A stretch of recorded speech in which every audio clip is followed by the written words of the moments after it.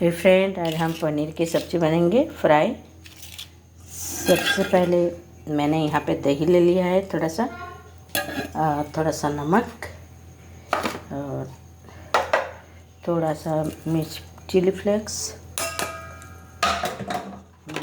थोड़ा सा इसमें थोड़ा सा जीरा धनिया का ऐड किए हैं।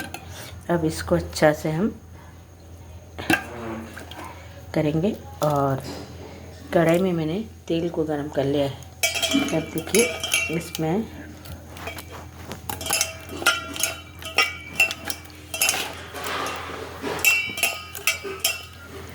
ज़्यादा मसाला की ज़रूरत नहीं है, तो इसमें हम कढ़ाई में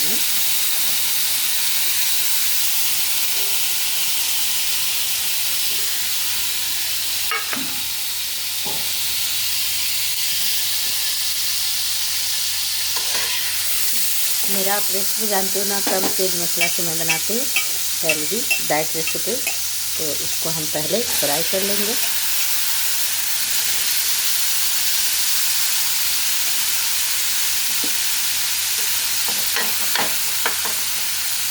इसको हम फ्राई करेंगे। ये फ्राई हो रहा है।